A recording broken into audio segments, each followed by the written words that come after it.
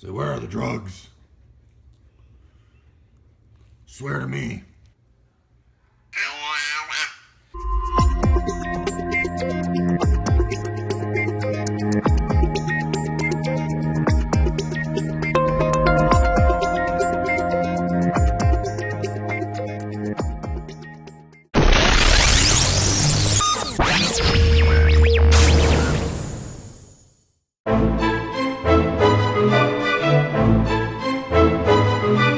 What's going on? It's Paul Ravella here, prophysique.com, and I've had a pretty good response to some of the videos I've done recently just on topics of discussion that are related to really questions that I get from clients that I find that I get over and over again.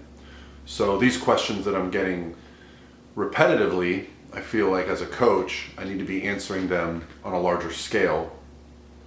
There are probably a lot of people that are just interested in the information based on that. So what I want to talk about today is actually stubborn body fat. And for those that don't know me in personal life, I'm a pretty quiet person. I don't want to say introverted, but I'm not an extrovert by nature. I'm not that outgoing. So I got to get jacked up for these videos. I got to get kind of like pumped up and excited. And it's funny when you watch somebody like Mark Lobliner. That guy is always on level 11. And so he's great on video. And then I see somebody like Mark Bell, who is a bit quieter, but when the camera comes on, he kicks it up a notch. So what I've really tried to do is change that about myself.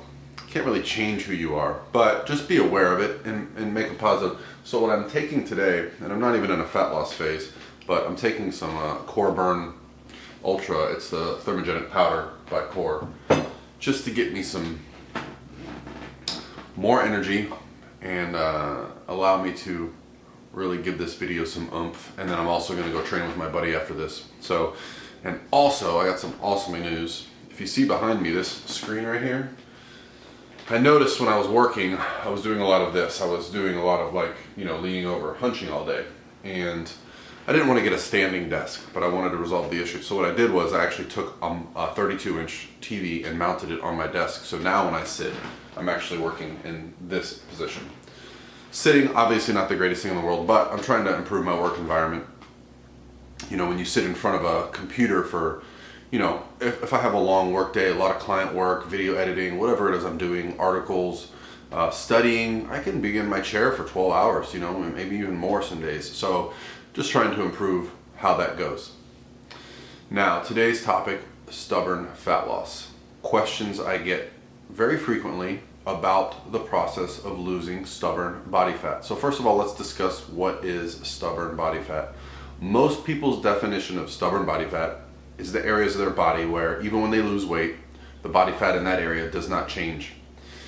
For men, this is going to be generally like the love handles or lower abdominal. For women, it's going to be the thighs, the buttocks, hip area. And these are just areas that predominantly store more body fat. Now, how do we get rid of stubborn body fat? There's been a lot of things written over the years, books, things like that, on the process of losing stubborn body fat.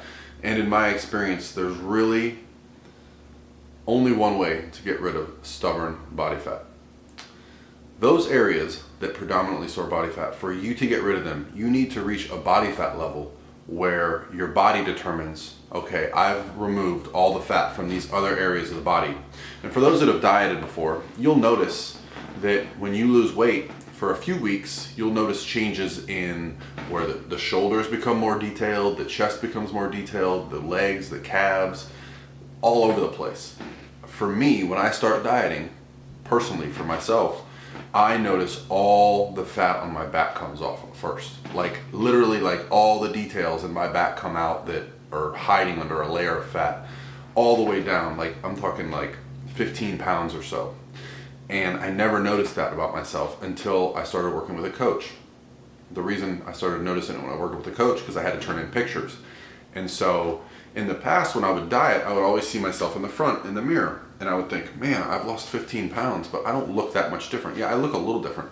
But when I started seeing the changes that was going on and the backside, the love handle area, the posterior chain, it became more motivating. So that's an important takeaway. To stay motivated and to stay working towards these stubborn fat goals, it's really good to document things. Even if you just want to do it for yourself, even if it's just helpful for you, because like I said, I couldn't see my back. Most people don't see their legs, they don't see their butt, they don't see their hamstrings when they're dieting, and there's a lot of fat that comes off in those areas. So for me personally, the back is where a lot of the fat would come off, and finding that out was a huge relief. Now, for anyone else, stubborn body fat areas are going to generally be something that's always bugged you. I find a lot of people who grew up with a great six-pack, they're like, oh, no, I have great abs. I don't worry about body fat on my abs. I worry about the body fat on my chest. But for someone who doesn't have a great six-pack, they're more focused on that particular part of the area. So whatever part of your body is always lean, you're not worried about it. That's just a fact of life. So what can we do to actually get rid of stubborn body fat? The most important thing you can do is give yourself enough time to diet properly. If you tell yourself you have an 8-week, 6-week, 12-week, 16-week diet to reach your goal, and things aren't moving as fast as you like to, and you have to get really aggressive with your dieting, what's going to happen is you're going to hit more plateaus, you're going to hit more stalls, you're going to be overly aggressive, you're going to get burnt out, you're going to lose the willpower to diet. Now, one of the benefits of choosing a competition when you're dieting is that you have a set date, you have a timeline. Every day staring you in the face is that goal.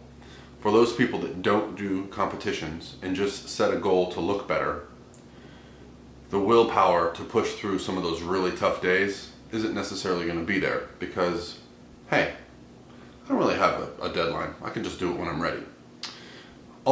Next week will be a perfect week. That's very common. When someone hires me and they're not planning to compete and they're working on fat loss, I think that's an added motivator. And not just particularly me, but any coach that you hire, you're holding yourself accountable, much like a competition would. You're going to be turning in an update, you're going to be turning in pictures, or whatever method you use with your coach, taking measurements. And so the performance that you put in during the week is going to show up on the update. So let's talk, what do we do to get very, very lean? There are a few things that you can do to ensure that you are able to sustain fat loss long enough to get this stubborn body fat off. Part of that is having a high quality resistance training program. Now, most of the people that are watching my videos, I would consider you guys to be doing some high volume training routines, some high intensity training. You're focused on physique goals, so you're actually, focused on putting on some muscle, being the strongest person you can be. Now, that's going to have a lot of benefit when it comes to fat loss. There's been a lot of studies done where individuals who just did diet and cardio versus diet, cardio, and resistance training, always when resistance training is involved, fat loss is better. The other part when it comes to stubborn fat loss is just grinding. It's going to get difficult. When your body fat gets below a set point level, your energy levels are going to be lower. Your focus is going to be lower. Your hunger is going to be higher. You're never going to feel full. When you eat a meal, it's going to make you hungrier. When you go to sleep, you're going to wake up earlier. You are going to have very short energy during the day. I personally get very short-tempered when I am very low body fat. I find that I am more apt to snap at someone or make a comment that I wouldn't normally make, and I'm a fairly level-headed guy. I think my emotional intelligence is very high when my body fat is higher, but when I get lean, I start to notice some things about myself that I do not like, and that's part of the mental game. It's getting to that body fat level that is so admired and so revered. The truth behind that is it's not a great place to be. Maybe for some people. I've seen people that are stage lean and seem to be doing fine. And this is again a genetic thing. Person to person is going to be different. But for most people, myself certainly included, and likely yourself included, when you get to these areas of body fat, your body and your mind are going to begin to fight you. So this is where it's important to be on a type of diet, a cardio, and a training routine that's sustainable. So this is where flexible dieting becomes a huge benefit, because it's much more sustainable than eating the same thing every single day. Now, with that said, I do believe flexible dieting and contest prep, you should be planning ahead and planning your meals and being very consistent with your food choices. But just the idea of not having to eat the same thing every day is going to make the long-term process more sustainable. Same thing with cardio. I highly believe in cardio protocols which are more enjoyable. If someone hates riding a bike, I'm not going to make them ride a bike. And if your goal is to lose stubborn body fat and you're making yourself do things that you know you don't like, when push comes to shove and the going gets tough and you're not quite to your goal and you need to keep going, if you don't like what you're doing, that's just one more reason your brain will help you check out. So choose things you enjoy. I've even done cardio on a basketball court before. Any type of activity that you can enjoy and turn into some cardio activity. I actually had fun last year dieting using the butcher or the prowler. I have a Rogue butcher and I have a long driveway. And I actually had fun with that because my friends would come over and we would do it together. So we would push each other. So it's actually another good trick is in 2012 when I last did a contest prep, I trained with my friend Adam and we did the same shows that year. And that was a great benefit because when I was dieting and I was having a bad day, Adam would pick me up. So teamwork, getting involved with a group of people who have the same goals, who can support you, these are always going to help you reach your stubborn fat goals, stubborn body fat loss goals. Anyway guys, I hope that helps. I don't want to give anything specific because I don't really believe there's anything specific that you need to do to lose stubborn body fat. It's such a wide range of types of people that I can't give specific advice. The one piece of advice that I will give you, it's give yourself enough time. It's not going to happen the way you want it to. Body fat loss is not going to be linear. It's not going to go like this. It's going to go like this, like this, like this, like this. Okay, it's going to happen over time. There's going to be little drops here and there. But that's it. Time, consistency, and having a goal in mind. All right, guys. I hope that was an enjoyable video, and that you liked my pictures of me being very lean. I would share my experiences with you more on the topic, but I don't want to keep the video too long. If you guys have any specific questions related to stubborn body fat, please comment below. I will answer all the comments that are made. And I hope you guys enjoy the video and have an awesome Wednesday afternoon. This is Paul from Pro Physique. Have a good rest of your day. It's lonely out in space on such a timeless flight as this.